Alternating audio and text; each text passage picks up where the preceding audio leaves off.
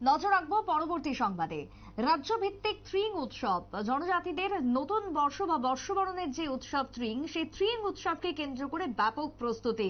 এবার খোয়াইয়ের পদ্মবিল ব্লকের পাগলাবাড়ি এডিসি ভিলেজের আঠাই বাড়িতে 21শে ডিসেম্বর সন্ধ্যে থেকে সারা রাত ব্যাপী বর্ষপূর্তির এই অনুষ্ঠান আয়োজন হতে চলেছে এবং থ্রিংকে কেন্দ্র করে ব্যাপক প্রস্তুতি চলছে খোয়াই জুড়ে।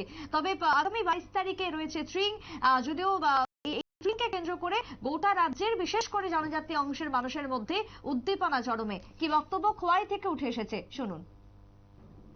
তাদেরকে আমরা ইনভাইট করতে যাচ্ছি, ইনক্লুডিং আমাদের মাননীয় গভর্নর মহোদয়, তিনি আজকে সম্মতি দিয়েছেন এবং তিনি আমাদের ট্র্যাডিশনাল ফুডটা খুব ভালোবাসেন এবং ওনাকে আমরা বলছি আজকে স্যারকে সবটা কী কী আমাদের এখানে পাওয়া যাবে। উনি খুব আনন্দিত এবং তিনি আসবেন এবং আমাদের মন্ত্রী মহোদয় ওরাও আসবেন এখানে।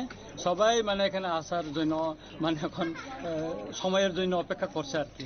আর ওই স্টলগুলি কি দাদা? অনেকগুলি স্টল এখানে আমাদের বিভিন্ন ডিপার্টমেন্ট যারা এখানে আসো, fire service, health department, police, তাদেরকে এবং মিডিয়া হাউসও আমরা করে দিচ্ছি।